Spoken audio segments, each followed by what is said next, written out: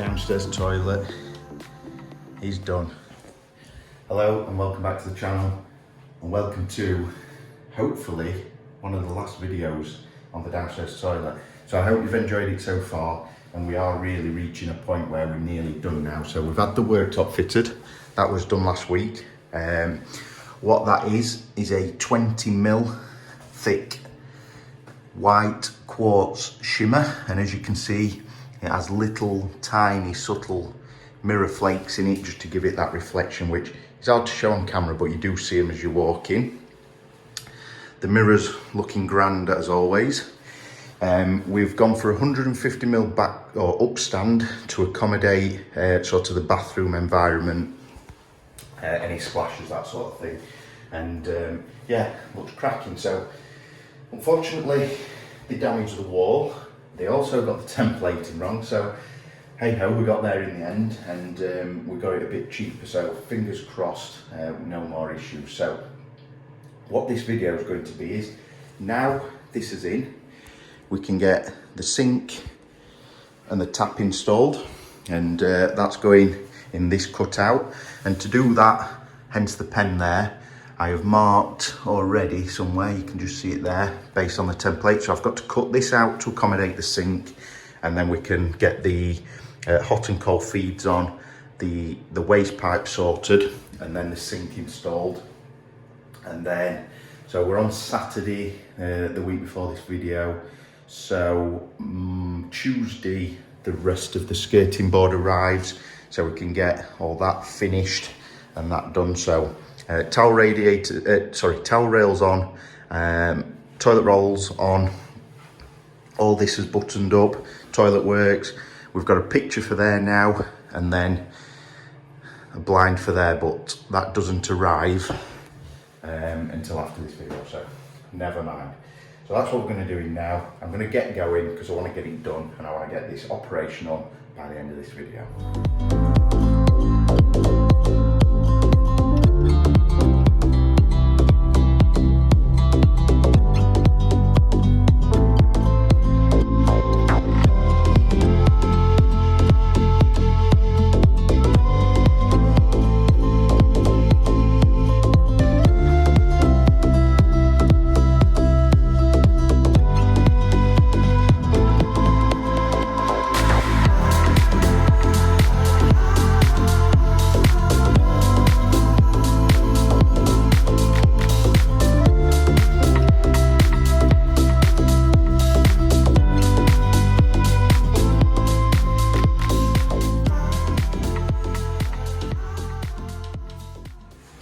Right, so we've got a bit of a problem.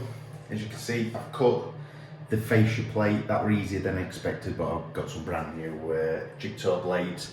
But the issue being, I've popped the sink in and we've got this gap here. Now, it's not really visible anywhere, as you can see, but I've raised it with the company that fitted the worktop, because I agreed with the person templating that we would probably only have like a 2 to 5mm overhang, which this end we've got, but that end is more like 12mm.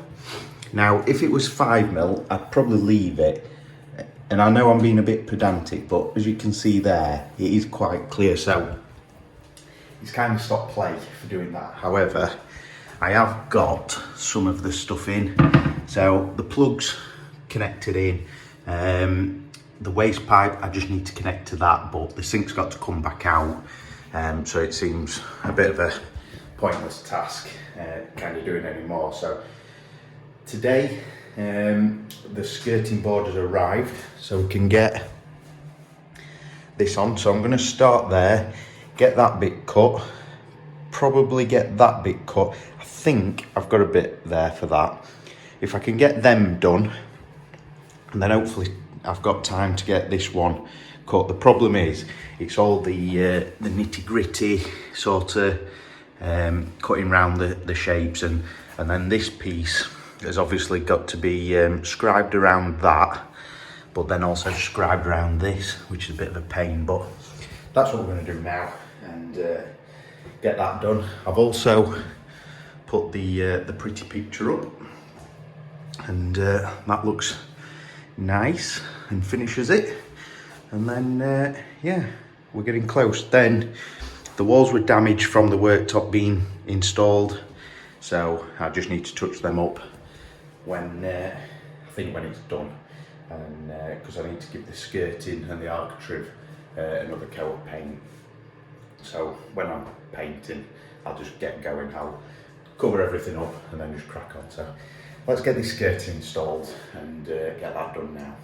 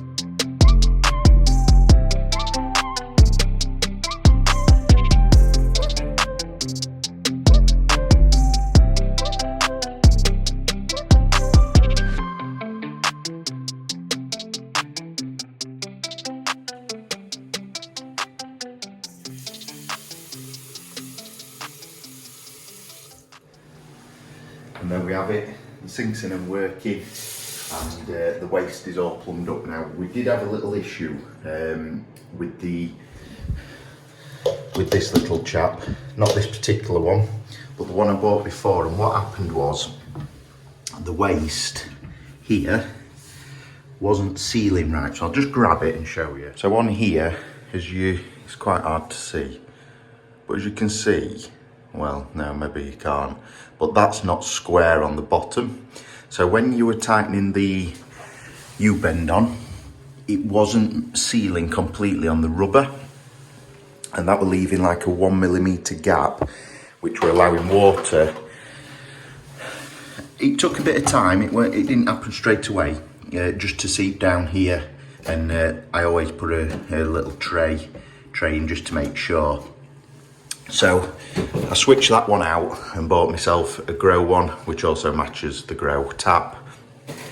And yeah, we don't have a leak anymore. So the Grow was a plastic one that was flat, and then the thread started just after, so it allowed you to get a good contact patch, if you like. So yeah, that's the sinking. And today, so we're on Saturday, we're going to get it done here. So I need to silicone the sinking. We need to touch up where the worktop people have been, as they have made a right mess. And then we need to get all the woodwork painted all around here and finished off. So I just need to fit some magnetic clips to that so it's removable, and then we'll be good to go. So we want to get it done, and it wants to be in this video, so let's get all masked up and get painting. Let's go.